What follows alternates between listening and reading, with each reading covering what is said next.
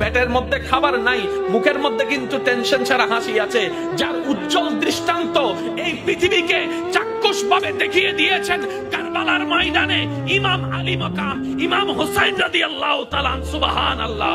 পরিবার সবাই শত্রুদের তীরের ভিতরে ছিল, তলোয়ারের ভিতরে ছিল। কাফেলার মধ্যে খাবার নাই কিন্তু মুখে কোনো টেনশন নাই, পানি নাই কিন্তু মুখে কোনো টেনশন নাই। পরিবার শহীদ হচ্ছে, মুখে কোনো টেনশন নাই। সগব জিজ্ঞেস করে, ও ইমাম হুসাইন, এই কঠিন মুহূর্ত আপনি এত খুশি মনে আছেন কিভাবে? ইমাম হুসাইন উত্তর দেয়, আমার মাওলা তো আমার সাথে আছে, আমার টেনশন করার দরকার। এটার নাম তাওয়াক্কুল। একটু জোরে বলেন না। আমি কেমনে বুঝাই আপনাদেরকে ভাই? আমরা আসলে নিতেও জানি না, চাইতেও জানি না, ধরতেও জানি না। কি ধরম পরে ইয়নো জানি, কি সারাম পরে ইয়নো জানি। আল্লাহ বহু সময় অনেক সামনে 10 কোটি টিয়া দিব, বললে অনেক বিপদ পড়িব।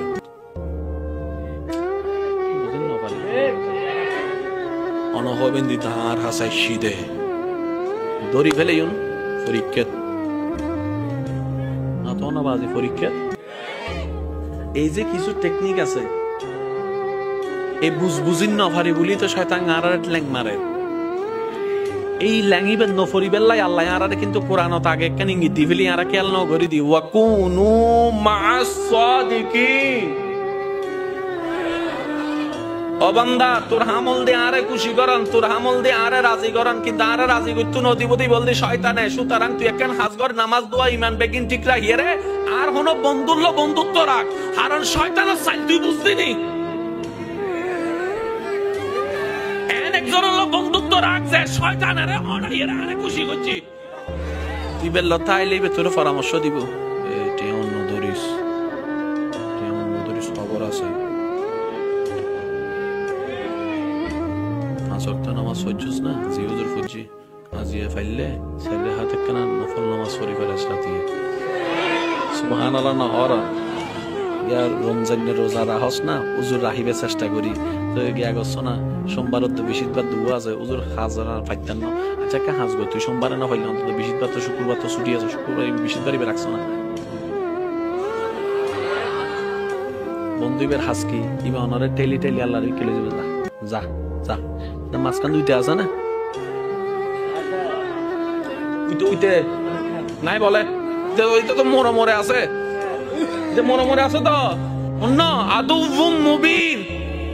ইতে নামত তো নদীর দিন আমি না ভাগতে কেন করতাম, ওইটা আছে না।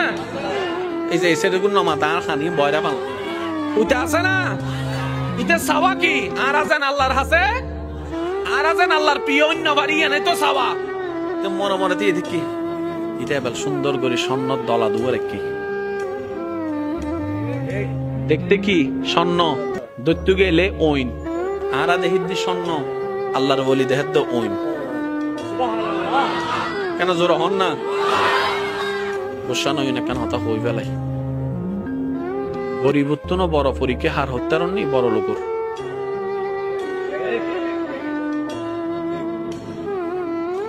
যাদের কিছু নাই তাদের চাইতে বড় পরীক্ষাই আছে যাদের কাছে অনেক কিছু আছে।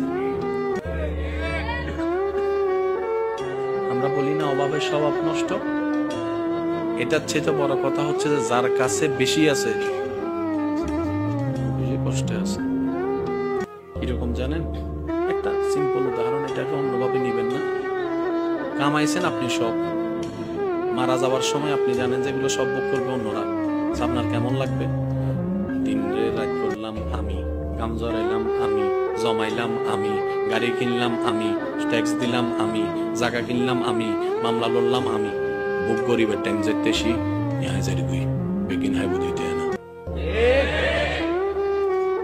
যার কিছু না সে বলে যে আগও নাই এখনো নাই। হাসরের ময়দানে অনেক বস হিসাব দিতে ব্যস্ত থাকবে, ওই কোম্পানির দারোয়ান আল্লাহর দয়া নিয়ে জান্নাতে চলে যাবে। একটু জোরে বলা যাবে সুবহানাল্লাহ। সেজন্য মনে রাখবেন, ধন না থাকার চাইতেও বড় পরীক্ষা ধন থাকা। কেন জানেন? এই ধনওয়ালার পরিবার, বেশিরভাগ পরিবার দেখবেন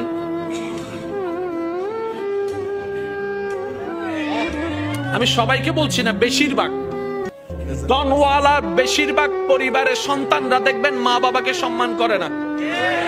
ডনওয়ালার বেশিরভাগ পরিবার, আমি সবার কথা বলছি না, বারবার বলছি, কিছু কিছু পরিবারকে দেখবেন আপনি যেখানে মেয়েরা কাপড়ে ঠিক থাকে না, সম্পর্কে ঠিক থাকে না। হয়তো খাবারের কষ্টটা হচ্ছে আর কি, হয়তো বেতনটা দিতে একটু কষ্ট হয়ে যাচ্ছে আর কি, কিন্তু ইজ্জত তো নিলামে তোলেন নাই, ইজ্জত তো নিলামে তোলেন নাই। যাই কিছু হোক, ইজ্জত নিয়ে তো আছেন। আর সবাই হয়তো এই কথাই একমত হবেন, একজন মানুষের জীবনে দুনিয়ার বিষয়ে সবচাইতে দামি সম্পদের নাম হচ্ছে ইজ্জত সম্মান। ইজ্জত সম্মানের চাইতে দামি কোনো কিছু হতে পারে? আপনি যদি আমাদেরকে সম্মান দিয়ে শাক দিয়েও বাদ দেন, আর যদি অপমান করে পোলাও রোজ বিরিয়ানি দেন, কথা বলতে হবে তো, অপমান করে যদি পোলাও রোজ বিরিয়ানি দেন এখানে যাবে না। আর যদি সম্মান দিয়ে একটু শাক দিয়ে লবণ দিয়ে বাদ দেন, ভাই আপনার জন্য অনেক মেহমানদারি করার ইচ্ছা ছিল কিন্তু আমার তো তৌফিক নাই, এই একটু ভাত আর লবণ, আপনি খুশি মনে খাইতে পারবেন, কারণ সেখানে আপনি সম্মান দেখেছেন, সেখানে আপনি ভালোবাসা দেখেছেন। সুবহানাল্লাহ। যাদের ধন বেশি ওনারা মনে করে, আমরা যারা ধন নাই তারা মনে করে কি আল্লাহ তাআলা খুশি হলে ধন দেয়, আল্লাহ খুশি হলে গাড়ি দেয়, আল্লাহ খুশি হলে বাড়ি দেয়, আল্লাহ খুশি হলে ব্যবসা দেয়, আল্লাহ খুশি হলে চাকরি দেয়, আল্লাহ খুশি হলে রাজত্ব দেয়, আল্লাহ খুশি হলে জায়গা দেয়। শ্রদ্ধার সাথে বলি, না রে না ভাই, আল্লাহ খুশি হলে রাজত্ব দেয় না। এরকম হলে তো ফেরাউনের উপর আল্লাহ খুশি, এটা প্রমাণ হয়ে যেত। আল্লাহ খুশি হলে রাজত্ব দেয় না। আল্লাহ খুশি হলে, খুশি হওয়ার নিদর্শন টাকা নয়, বাড়ি নয়, গাড়ি নয়। আল্লাহ যখন কোন বান্দার উপর খুশি হয়ে যায়, হাজার বিপদের মধ্যে তার অন্তরে আল্লাহ প্রশান্তি নাযিল করে, দয়া নাযিল করে, শান্তি নাযিল। আল্লাহ খুশি হলে শান্তি দেয় যে অনেক আছে, 3টা ঘুমের ওষুধ খাওয়ার পরও